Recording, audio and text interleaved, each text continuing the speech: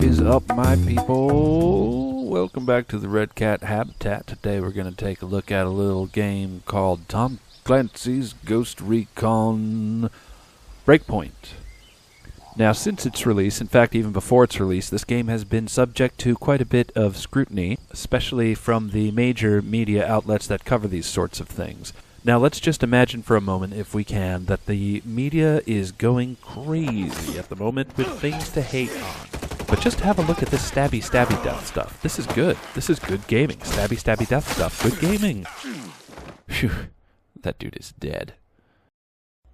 The way that a lot of major reviewers are painting the picture here is that this game is, quote, a hot mess and totally broken. And that just hasn't been my experience. Now, Ubisoft, as far as I know, have been supporting it, and I know that it's come a long way since the alpha or the beta or whatever that playable version was, which is exactly that, a pre-release version of the game meant to work out a lot of the kinks. But the initial amount of vitriol I saw directed towards this game, and mostly from the major reviewers that I watch, the highly paid and highly regarded reviews, are so outrageously negative that it seemed a little odd that a lot of the guys were using the same catchphrases even. So I went off the beaten path. I looked at the indie reviews, I looked at a lot of Twitch guys, and they all said the same thing. Yeah, the game is flawed, but no more so than any other release.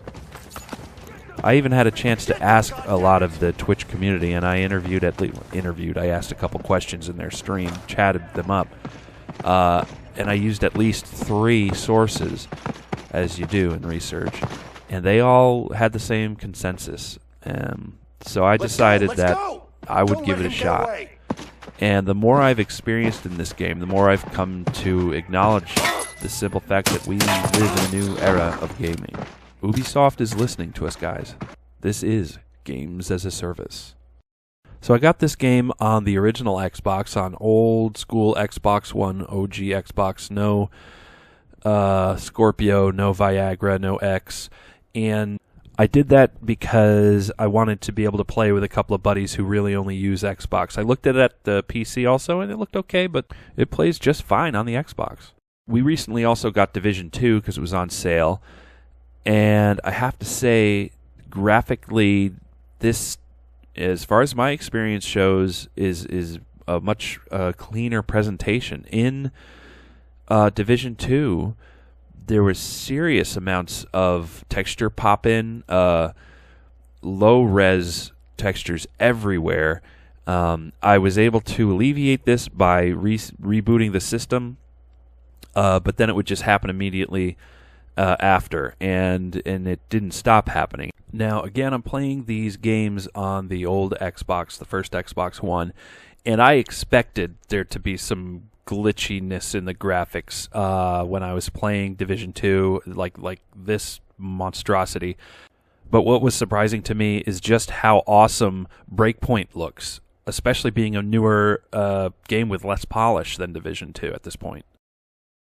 To further expand on the differences between this and Ubisoft's other kind of current hit, if you can call it that, Division 2, is that they're both looter shooters, and a lot of people were, huffing and puffing about the, quote, looter shooter pieces of this game being broken.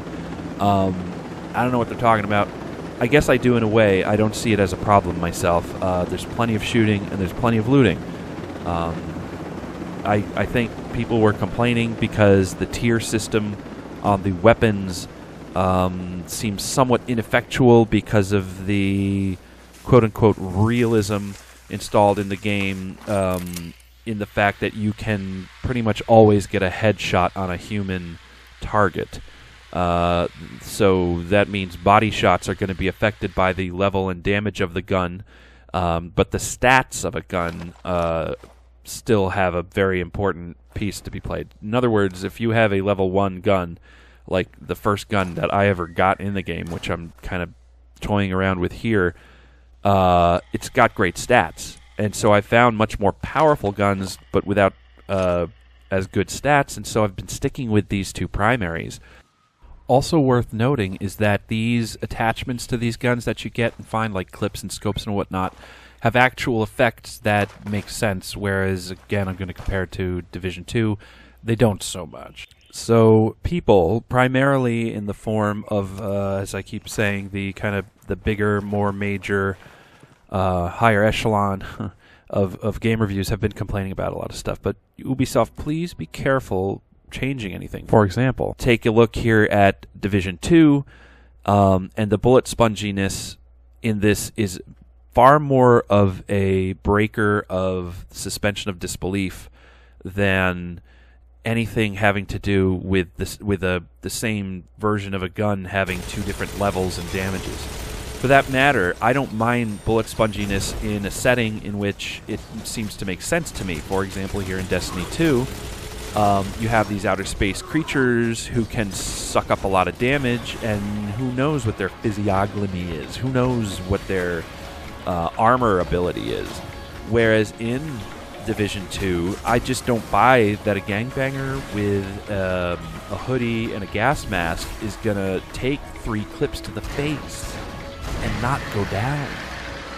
That's to me really weird to play through and try and rationalize. Another one of the points that I'd like to make in my time here is the stealth in this game is real. As I was playing through this, I was immediately reminded of the Solid Snake one when you're in the desert. I can't recall the title. And I really enjoyed the stealth mechanics of that, although the overarching game, it didn't draw me in. So that, I think, is a real nod to the experience here. Also, I have been craving the gameplay of this old, originally PlayStation game series called Tenchu, and I've been dying for them to make a new one. The closest thing we got was that Sekiro Shadows Die Twice game, and all I can say about that is they got their Souls games all over my Stealth Ninja game, and I'm not happy about it. So, to be really honest, the stealth in this game reminds me of Tenchu in the best way, because you can really sneak through a whole area, you know, and if you're really good, you can just take dudes out without them ever noticing that you were there. Where are you? Of course, that's not to say that you can go guns a-blazing. It's really nice you have the option. I mean, look at this. Slice the dice. Slice the dice.